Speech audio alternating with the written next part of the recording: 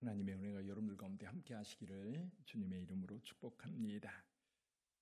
이제 마태복음은 이렇게 교훈이 이렇게 묶여져 있다고 말씀을 드렸습니다. 산상수훈, 그리고 13장에는 천국 비유, 그리고 24, 25장에는 이제 마지막 때 천국이 어떻게 이루어지는지에 대해서 말씀을 하고 있고, 10장과 18장은 제자도, 그래서 제자들에게 교훈하는 내용이 10장과 18장입니다. 10장 같은 경우는 예수께서 그의 12제자를 부르사, 그래서 그들에게 권능 주시고 능력 주시고 나가서 전도하도록 하시면서, 나가서 전도할 때 어떤 일이 어떻게 그들 가운데 이루어질지, 그리고 어떻게 행동해야 될지에 대해서 말씀해 주고 있습니다. 오늘 18장에서도 18장 1절에 보면 그때의 제자들이 예수께 나와 이르되, 그때 예수께 나와서, 이게 12제자가 주님 앞에 이제 말씀을 하니까 이제 12제자에게 특별하게 가르치는 말씀, 제자도인 거지요. 그러면 여기 이제 제자도에 대해서 오늘 18장에서는 세 가지가 나오고 있습니다. 첫째는 이 공동체 안에서 낮아져야 된다라는 겁니다.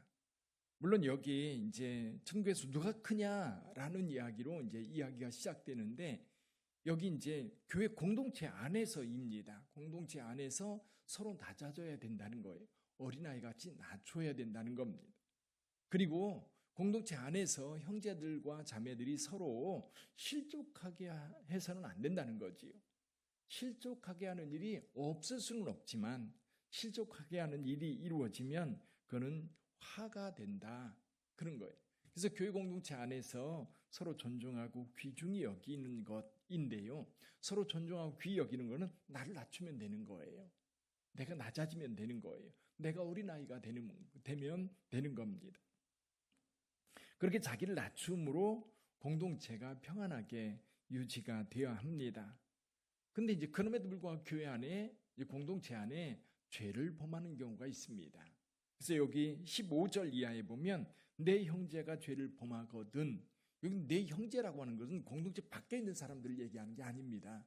공동체 안에서, 우리 공동체 안에서 누군가가 범죄했을 때 처음에는 인지한 그 사람, 그렇죠? 아, 저 사람이 뭔가 잘못했구나, 아, 저건 아닌데 라고 처음 인지한 사람이 가서 형제에게 말하는 거지요. 이거는 아닌데 돌이켜야 된다 라고 권고를 했는데 듣지 않습니다. 그럼 그 증거를 알고 있는 몇몇 사람이 가서 같이 권하되, 그것도 듣지 않으면 어떻게 하라고요? 교회에서 말하고, 교회도 듣지 않으면 이방인과 세리처럼 여겨라. 그렇죠? 교회 공동체 안에 질서가 있습니다. 하나님의 말씀이 있고, 그리고 서로 존중하고 서로에게 이제 공동체로서 공동체가 유지되려면 질서가 필요한데, 거기 교회 공동체 안에서 범죄하는 자들이 있다면 서로 권하고, 그리고 함께 기도하고, 그런데도 불구하고 듣지 않는 사람들이 있습니다. 그런 경우는 여러분 징계해서 내보내라는 겁니다. 오히려 교회가 여러분 그렇게 강력하게 징계법이 유지될 때 교회 거룩성이 유지되었던 거예요. 그래서 이제 요즘에 교회 안에서는 이런 징계가 사실은 사라졌어요. 그 징계하면 내가 이 교회밖에 없냐? 그리고 딴 교회로 갑니다. 그러니까 오히려 교회 징계가 무의미해져 버린 거예요. 근데 여러분, 하나님 나라에서 하나님께로부터 징계를 받는다라고 하는 거는, 이건 굉장히 무서운 일이거든요. 사실 저와 여러분들이 교회 안에서 교회 공동체라고 하는 이 공동체가 유지되려면 그 질서가 필요한데, 주님께서는 그 부분에 대해서 이야기를 합니다. 근데 여기 재밌는 사실이 하나 있어요. 여러분 마태복음 16장에 보면 베드로가 주는 그리스도시요 살아계신 하나님의 아들입니다라는 고백이 있습니다. 다시 한번 좀 볼까요? 그 고백을 한번 보지요. 16장 16절에서 말씀하고 있는데요, 17절에서 주님께서 이렇게 말씀하십니다. 예수께서 대답하여 이르시되 바 요나 시몬아, 내가 복이 있도다. 이를 내게 알게 한 이는 혈육이 아니요 하늘에 계신 내 아버지시니라. 그러면서 18절 19절, 16장입니다. 16장 18, 19절 같이 읽어보죠. 또 내가 내게 이르노니 너는 베드로라, 내가 이 반석 위에 내 교회를 세우리니 음부의 권세가 이기지 못하리라. 내가 천국 열쇠를 내게 주리니 내가 땅에서 무엇이든지 매면 하늘에서도 매일 것이요 내가 땅에서 무엇이든지 풀면 하늘에서도 풀리리라 하시고. 요 말씀이요 오늘 18장에 그대로 반복하고 있어요. 한번 볼까요? 18장 18절 19절 18장 18, 19절 같이 읽어봅니다. 진실로 너희에게 이르노니 무엇이든지 너희가 땅에서 매면 하늘에서도 매일 것이요 무엇이든지 땅에서 풀면 하늘에서도 풀리리라. 진실로 다시 너희에게 이르노니 너희 중에 두세 사람이 땅에서 합심하여 무엇이든지 구하면 하늘에 계신 내 아버지께서 그들을 위하여 이루게 하시리라. 할렐루야. 무슨 얘기일까요? 앞에는 베드로라는 얘기를 하고 있습니다. 베드로에게 천국 열쇠를 줬고 내가 땅에서 풀면 하늘에서 풀리고 땅에서 매면 하늘에서 매일 것이다. 근데 오늘 여기 18장 18, 19절은 누구 얘기하는 거지요? 제자들에게 하는 겁니다. 좀 더 구체적으로 말하면 교회에게 이야기하는 거예요. 교회 공동체 안에서 우리가 무엇인지 함께 교회가 기도하면 하늘에서도 매일 것이 여기서 풀면 하늘에서 풀리고 여기서 매면 하늘에서도 매이는 거예요. 여러분 그래서 개신교회에서 이제 가톨릭 교회에서 구교는 그래서 그 열쇠를 누가 가지고 있다? 교황이 가지고 있다라고 보는 거예요. 그러나 이거는 주님께서 분명히 베드로뿐만 아니라 베드로와 함께한 제자들인 제자 공동체가 준 거고 제자 공동체는 곧 교회 공동체인 거예요. 교회가 함께 기도하면 하늘에서 들으시고 하늘에서 우리 교회의 기도를 들어주시는 겁니다. 그래서 여러분 분명하게 땅에서 풀면 하늘에서 풀리고 또 땅에서 매면 하늘에서 매이는 거예요. 그러면서 주님께서 말씀하세요. 합심하여 구하면 주께서 이루신다. 교회 기도의 능력이 있는 겁니다. 그러면서 20절 말씀 이렇게 말씀해요. 20절 같이 읽어보지요. 두세 사람이 내 이름으로 모인 곳에는 나도 그들 중에 있느니라. 여러분 두세 사람이 내 이름으로 모이는 곳이 어디예요? 교회입니다. 교회. 예수의 이름으로 여러 사람들이 모이는 예수를 믿는 자들이 예수의 이름으로 모이는 그곳이 바로 교회인 거예요. 여러분 외형적으로 건물도 교회입니다. 왜냐하면 빛된 교회 그러면 이 건물로 상징이 되는 거예요. 여기 모이는 성도들 이제 교회가 되는 겁니다. 그래서 교회의 본질은 예수를 믿는 자들이 모이는 모임이에요. 교회라고 하는 것이 모임을 이야기하는 거죠. 에클레시아라고 하는 것이 모임을 이야기하는 겁니다. 그러니까 두세 사람이 예수 이름으로 모인 곳은 교회를 이야기하는 거고요. 그 교회가 기도할 때에 주님께서 그 공동체 속에 함께하고 있기 때문에 그 공동체가 간절히 구할 때에 하나님께서 이루어 주시는 거예요. 여러분 빛된 교회는 기도의 능력이 있는 줄 믿습니다. 여러분들이 어렵고 힘든 일이 있을 때 교회 공동체 이야기하세요. 이 교회 공동체에서 함께 합심하여 기도할 때에 하나님께서 역사하시는 줄 믿습니다. 그 역사를 주님께서 이루어 가시요.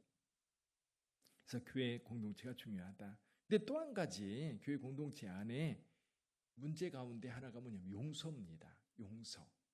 그래서 여기 21절부터 용서에 대한 이야기를 하는데 예수님께서 비유로 이야기를 하세요. 베드로가 먼저 묻지요. 우리 형제가 공동체 안에 예를 들면 12제자가 있는 12제자 공동체 안에 누군가가 잘못했어요. 그러면 몇 번이나 그 죄를 용서해 줄 수 있습니까? 7번까지 할까요? 여러분 7번까지도 대단한 거죠. 근데 예수님 뭐라고 말씀하셔요? 70번씩 7번이라도 해라. 70번씩 7번이라도. 그러면서 하는 이야기가 뭐냐면 빚진 자 이야기, 1만 달란트 빚진 자와 100데나리온 빚진 자 이야기를 합니다.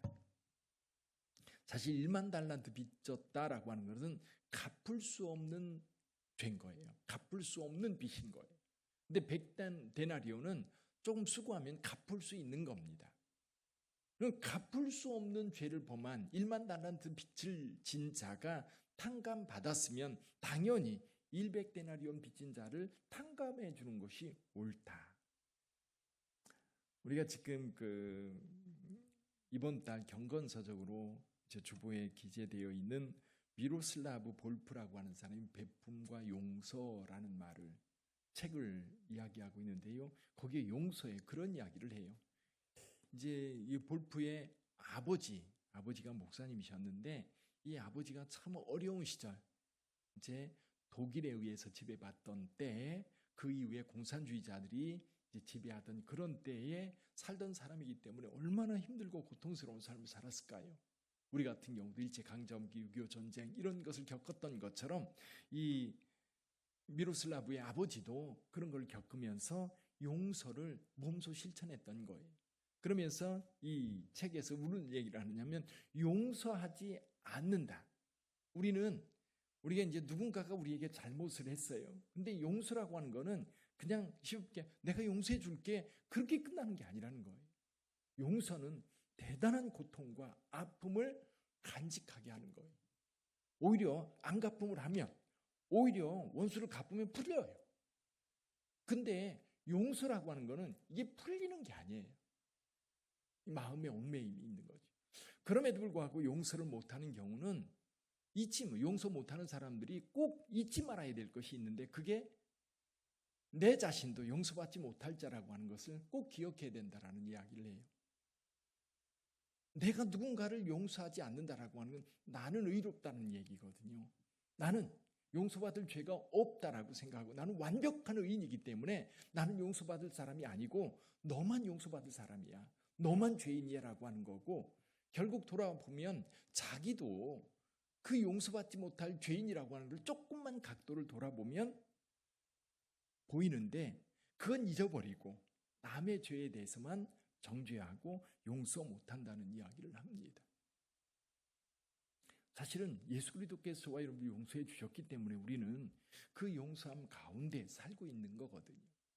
그러니까 예수님께서 70번씩 7번이라도 용서해 주라고 주님께서 말씀하실 수 있는 거예요. 왜? 예수님께서 우리를 용서해 주셨거든요. 그리고 용서를 위해서 십자가의 길을 걸으신 거예요. 생각해 보면 용서하는 것 자체가 너무 큰 고통인 거고요. 예수님도 우리의 죄를 용서하시기 위해서 그 십자가의 죽음의 길을 걸었기 때문에 그분이 우리를 용서할 수 있는 거예요. 그걸 주님이 직접 짊어졌으니까. 그러니까 우리가 누군가를 용서하는 것도 그 짐을 내가 져주는 거더라고요. 그러니까 내가 짊어지기 싫은 거예요. 그리고 그 짊어짐이 너무 고통스러운 거예요. 그러다 보니까 이 마음이 풀리지 않고 용서가 안 되는 겁니다. 그럴 때 우리가 늘 생각해야 될 것이 내가 바로 용서받은 자라고 하는 것을 잊지 말고 그리고 좀 힘들어도 용서해야 되지 않냐. 특히 여기서 얘기하는 건 뭐예요? 밖에 있는 사람은 별 상관없어요. 우리 공동체 안에서 용서하지 않고 같이 공동체를 구성할 수 있을까요? 어려워요. 서로 용서 못하니까 이혼하는 거고요. 용서 못하니까 부모, 자녀, 자식의 어떤 의의를 끊는 거고요. 그렇죠? 용서 못하니까 이제 전쟁이 일어나는 거고요. 그런 거거든요. 근데 여러분 여기 제자도 지금 예수님께서 말씀하고 있는 것이 우리 공동체 안에서 서로에게 어떻게 해야 될 것인가, 제자들 무리 속에 그 교회 안에서 우리가 서로에게 어떻게 대할 것인가를 오늘 말씀하고 있다라고 하는 것을 마음에 두고 다시 한번 읽어보시길 바랍니다. 우리를 낮춰야 되고 죄에 대해서 분명하게 공동체 안에 있으면요 죄를 숨기면 안 돼요. 숨기면 어떤 일이 벌어져요? 그 죄가요 썩어요. 그래서 오히려 그 공동체를 무너뜨립니다.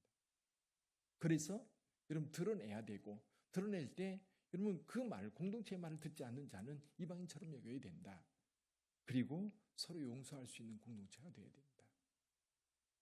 그래서 우리 빛된 교회가 진짜 그리스도의 공동체로서 아름답게 세워질 수 있기를 여러분 함께 기도하며 함께 만들어갈 수 있기를 주님의 이름으로 축복합니다. 오늘 또 계속해서 성경 세미나 요한복음 읽기를 합니다. 저녁 8시입니다. 교회 근방에 계신 분들은 꼭 교회로 오셔서 함께 말씀을 나누어 주시고요. 멀리 계신 분들 부득이한 경우는 온라인으로 방송을 하니까 함께 참여해 주시면 감사하겠습니다. 기도하겠습니다.